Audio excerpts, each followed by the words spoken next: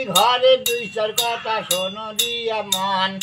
গোবর ফেলাইতে মাগো করে ঘিনা ঘিন তার পালের গরু বাসু টেকে আড়াই দিন আউলিয়া মাতারও কাজ গলি ঘরে যায় বিনা রোগে তাহার গরু বিনা রোগে নেয় শুদ্ধ শান্তি ভাবে মাগো গলি ঘরে যাবেন লব লক্ষ ধেনু মাগো সেই গোয়ালে পাবেন গোবর ফেলাইতে মাগো গলে রাখেন সোনা তার পালের গরু বাসে মুখে কাটে ফেনা দুপুর বেলা ধরে মাথা গোবর ফেলায় ধনু টঙ্ক রোগে ধরে গরু মারা যায় সকাল বেলা ধরে মাথা গোবর ফেলায় চার পালের বৃক্ষ নাচে 12 মাস রয় পান খায়া পানের পিসি গলি ঘরে যায় জম ফোসা বলে তার গরু ভাড়া যায় গরু কষ্ট দেন না মাগো নিজে কষ্ট পাবে কর্মভ্রষ্টা হইলে জীবী অসাতলে যাবে মামা ভাগ্নে গরু যে বাবে চাইয়া খায় জনমে জনমে গিরি হাবা দিয়া হয়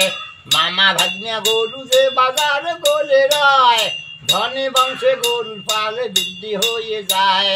জাগি ভালো এসব কথা দিলাম সমাপন সাজ জাতি নারীর কথা শোনো দিয়া মন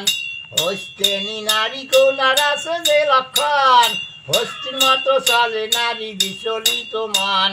পদ্মেনি নারী কোনার আছে যে লক্ষণ হাতে পদ্ম পায়ে পদ্ম শ্রীমুখ কুণ্ডলী সাংকিনী নারী কোনা শঙ্কা মাঝি খায় হাতেরই হেলানি দিয়া সংসারও চালায় কদুমনি নারী কোনা কদম তলে বাস ক্ষণেকে খায় ঘিত্তু মধু ক্ষণেকে উপাস ওই কোনা নারী মাগো যার ঘরে যায় আগ দুয়ারে আনে ধন পাঁচ দুয়ারে যায় চিন্তামণি নারী কোনার আছে যে লক্ষণ সদা চিন্তা করে সে সংসারিকা মন কিভাবে যাবে দিন ভাবে মনে মনে